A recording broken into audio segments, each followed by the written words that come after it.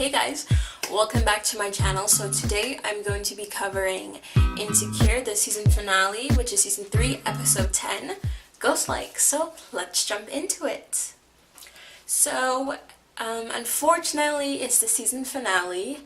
I think personally that this series goes by so quickly because there's only 10 episodes, and they're a little bit over a half an hour, I believe, or half an hour. So you're not really getting much content, and I really want more. I'm very excited that they are going to be renewed for another season, but I feel like I haven't gotten enough out of this season. So what I usually do in my videos is kind of talk about plot points. I'm not going to do that today because it's a season finale. I'm just gonna kind of basically tell the story as I remember it. So, okay, let's get started. So when the episode starts, it's Issa's birthday, and Molly has this big surprise that she has planned for Issa, and Issa decides that she still wants to go through with the block party. And she's going kind of, I don't know, like either door by door or street by street, talking to potential vendors about possibly sponsoring her block party. And each person she goes to, she gets a rejection. She gets a no, she gets a, this is gonna cost me money, oh, are there any bitches gonna be there, type of thing. So she's gotten rejections across the board, and she feels really down, and she feels kind of unmotivated to get this started. So with that being said, she also gets an interview for that other job she was interested in. I forgot what they're called, but the job she saw at the job fair. And the interview seems to go really well. She's very excited. She has ideas. She has thoughts on the value she can bring to the program. And the guy who's interviewing her, he seems pretty enthusiastic about her suggestions and stuff.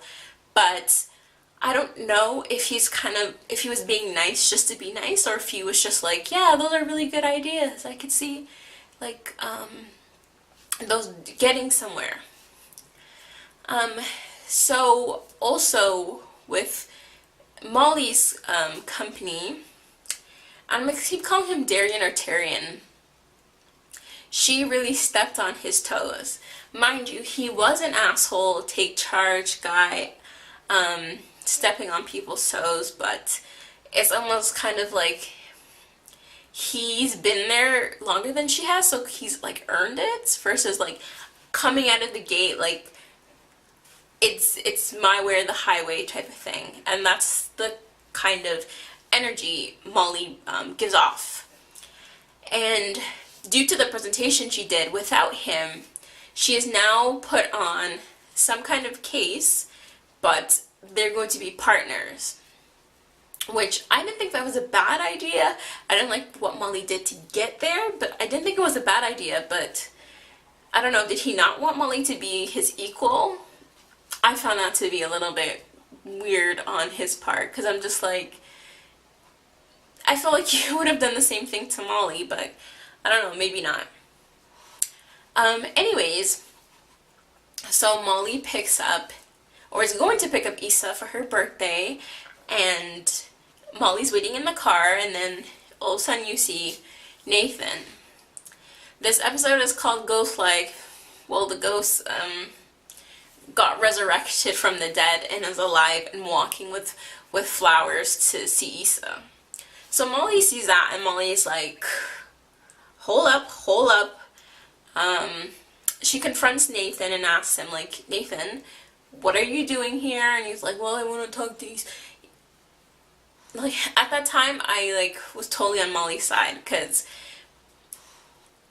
unless Nathan was like dying, or he went to jail, or a family member died, where he was, I don't know, so emotionally gone that he just couldn't contact anybody, if you don't have those explanations, like, don't talk to me at all, type of thing.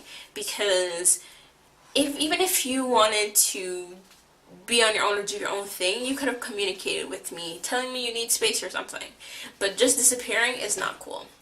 So Molly kind of shoos him away, and he leaves. So, Molly presents, so it's a surprise for Issa. Molly presents her with, like a sit-in, movie, which, we have here where I live as well, and they're really, really cool, to go to. So, it's Issa's favorite, one of her favorite kung fu movies, and she's so excited. So, it's gonna be Molly, Issa, and Kelly. And when Issa gets there, I don't know if she sees Lawrence first, but Lawrence is there. So apparently this is Lawrence's movie too, and they kind of share the similarities in this movie. And then I was kind of wondering, like, is there something gonna go on? Like, am I seeing sparks? Like, I don't understand what I'm seeing. But, like, at the end, I realized I'm seeing a really, really, really good friendship. Which I'm glad they're at that point, because it means I can stand to see Lawrence. Because I was always Team Issa, and I felt like Lawrence kind of was ruining things for me. But if they're friends, then I'm friends with him too. So, they meet kind of periodically throughout the movie, which at first I was like, I had mixed emotions, but now I'm totally fine with it.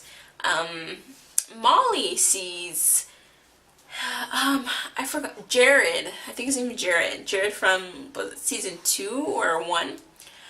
Probably season 1. Sees Jared who, had experimented with a guy, not experiments with guys, experimented with a guy once in college. It traumatized Molly, and Molly, like, stopped messing with him. Well, she meets him, they're kind of chatting it up and stuff, and she sees that Jared is with a guy. Molly being Molly, not assuming the worst, and which she does a lot throughout the season, she jumps to conclusions that Jared is gay, and, like, that's his boyfriend. And she was just like, I knew it, thank God I am not dealing with him anymore, like, I'm glad because he's gay, and blah blah blah blah. To find out Jared's not gay, he is with his brother, and he has a girlfriend.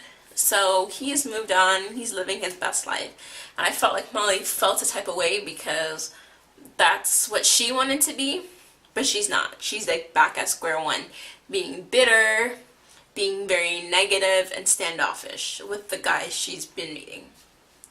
So Kelly's there as well. Kelly's just being Kelly. There was kind of no story progression. She ends up being Tiffany's child's godparent. Or godmom, which she was low-key excited about, but played it off.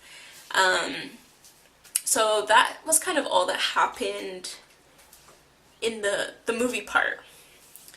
Then we're gonna get to Issa and, oh, before I end that segment, Issa sees how this organizer has organized this whole thing, and she's kind of drawing inspiration from her.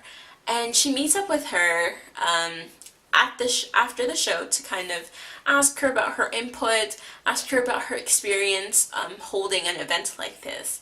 And it kind of gets the wheels turning again. It gets Issa back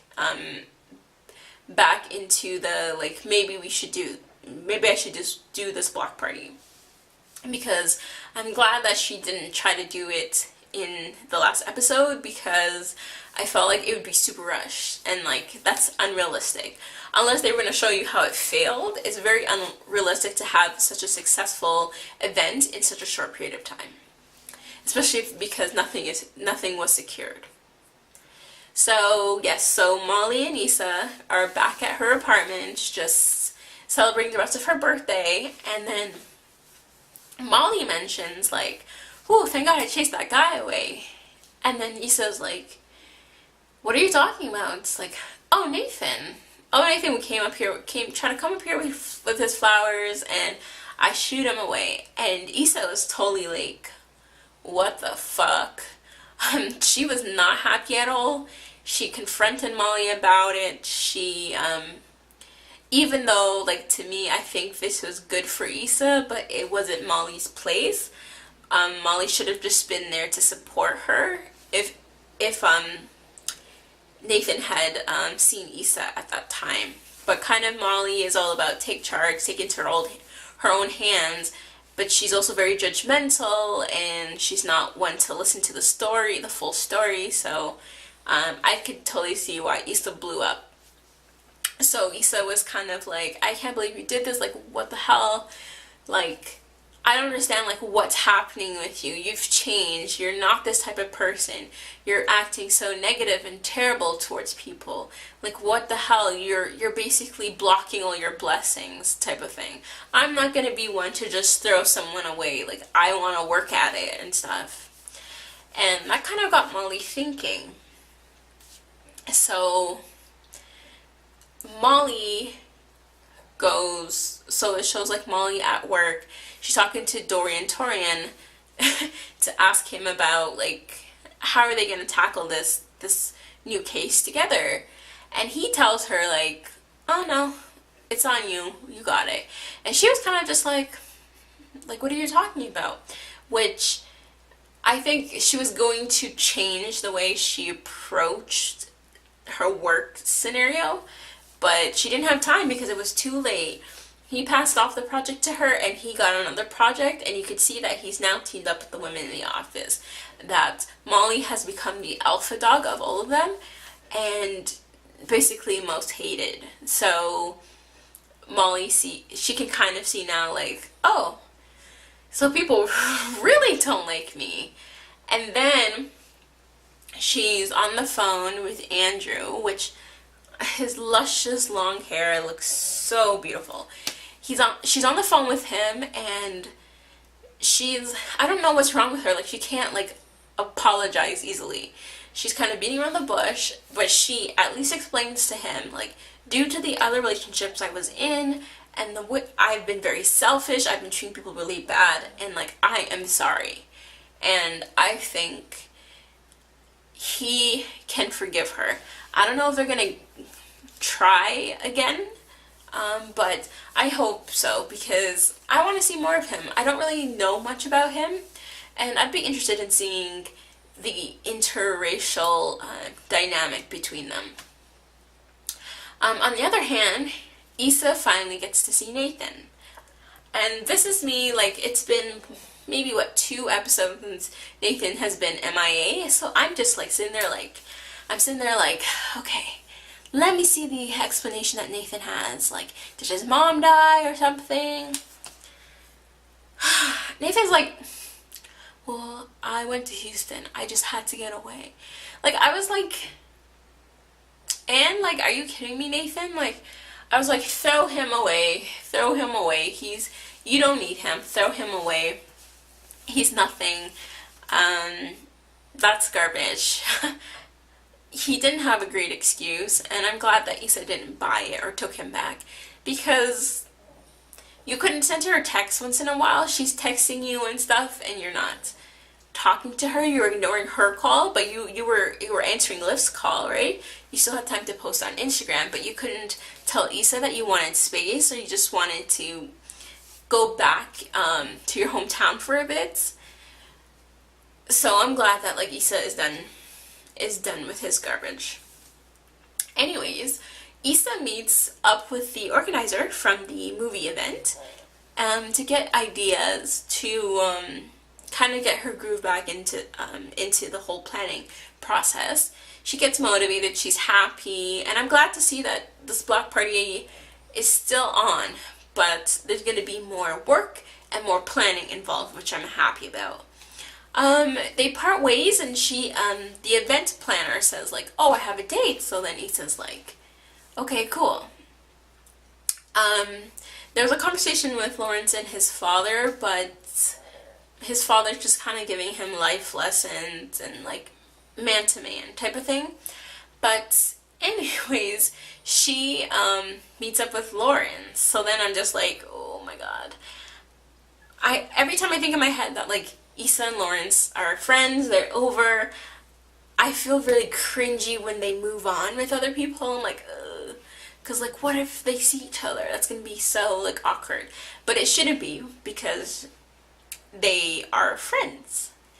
But, so she's going out with him, and she's like, well, I'm surprised that, like, I'm seeing you, because I thought, like, me being divorced would scare you away. But it doesn't. And I like their cute dynamic. They seem really playful, and I enjoyed that. And then we get the last scene of Issa kind of like, this, I feel like this episode should have been called Fresh Like, where she just cleanses her body of the negativity, the Nathan's, old Lawrence feelings, and it's like, okay, you know what, I'm going to really do this. She starts decorating her house, taking things out of boxes, she's drinking, she's relaxing, and she's just kind of like just living, but living in like living how she wants to live type of thing. So that's the end of Insecure season 3 episode 10, Ghost Like. It's gonna be a whole nother year for episode 4, but I hope to see you then. Don't forget to like, comment, and subscribe. Thanks for watching.